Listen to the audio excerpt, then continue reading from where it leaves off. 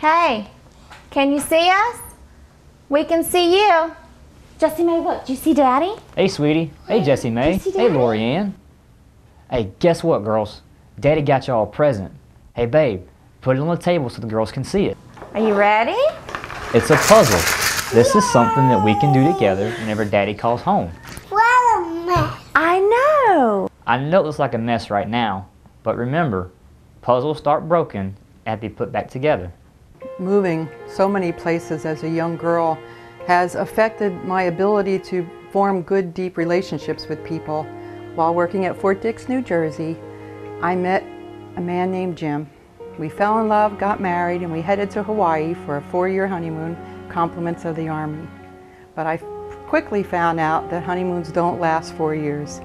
And here I was, back in my element, traveling around the world, tearful goodbyes, and again living with a man who needed help dealing with the stress. I kept telling myself, Donna, the next place we move, you're not going to get hooked up with people. You're not going to get connected. You'll just be very nice, but don't get into deep friendships. Because every time we moved, even as an adult married to Jim, I cried. I cried. I can visualize it. He was a great soldier, STRAC troop as they're called, and as the children and I felt had the back seat. About 10 years ago, we had a gentleman come in and he didn't have a mask on, and so finally he just says, okay, well, just can I get a credit app for it? And I said, sure. I said, I'll get you the credit app. So I turn around to the credenza over here and get the credit app, and by the time I pulled it out and turned back around, he had cocked his pistol. He took us in the back office and he taped me up. In my mind, what went through my head is I'll never see my kids again.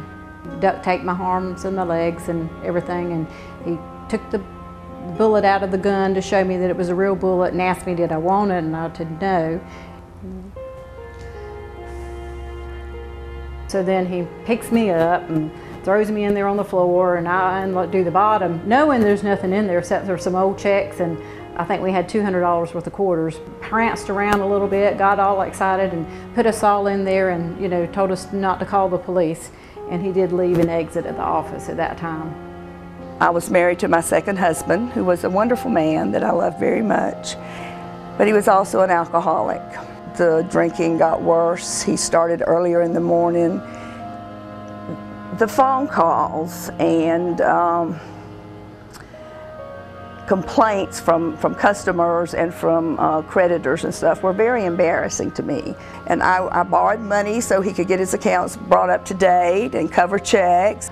By the time I realized that he was not going to discuss it, I had gotten myself into a financial situation that I had borrowed all this money. I couldn't control him. I couldn't fix him. I needed to fix myself.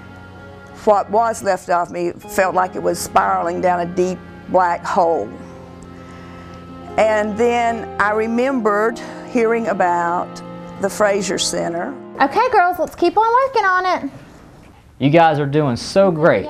It was kind of hard to see the progress in the beginning, but the more we worked on it, the clearer the picture got. We sought marriage counseling at the Fraser Center. When we walked into the office, I was done. I was ready for divorce. Jim was the one who honored the commitment and did not want to give up. He listened well, which counselors do. He didn't take sides, even though I was right most of the time. He wouldn't take my side. We were doing fabulous until Jim got orders to go back to Germany. I remember when he told me, and things were so good. And we decided that we would stay here. It was very difficult to get readjusted to one another. We had established our own lives here. We were living a peaceful family life. And here comes Jim, retired, messing up the flow of things, you know, and having to fit back in. That's when we went back. And he encouraged Jim to communicate, you know, how he was feeling and why. He did that for both of us. And we talked a lot about the past and our hurts growing up. And It's hard to have a healthy marriage when two people have been hurt, you know, and he helped us through it. I got the strength and the courage through my counseling and then with the group to do what I had to do to take my life back. You get so enmeshed and embroiled, it's like you can't see the forest for the trees when you're in the middle of this situation. And then when you're sitting in there and one of the people in your group is telling us a story, even though the details are not the same, the things that they are doing to try to fix that person or change that person basically are similar. I use those things that I learned there every day, and we are so fortunate to have a facility of that caliber in our community.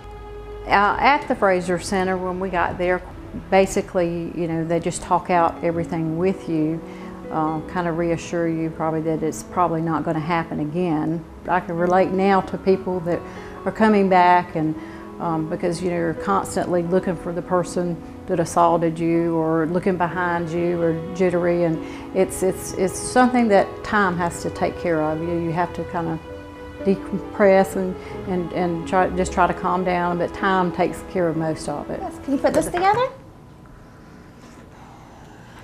You guys are doing so great. You're starting to see the focus in the center of the puzzle. Let's work from the inside out until the picture's complete. You are doing All right, girls.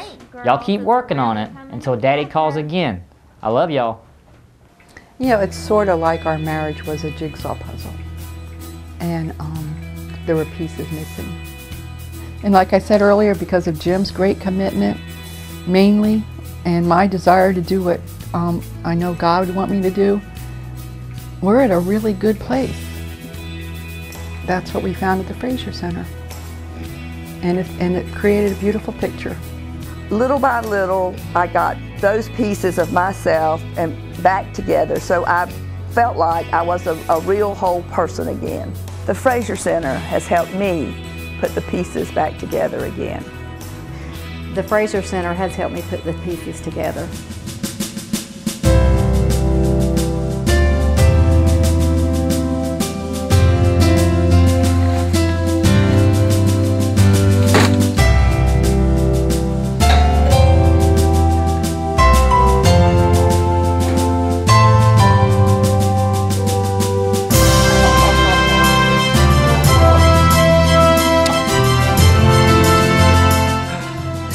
Piece to your puzzle.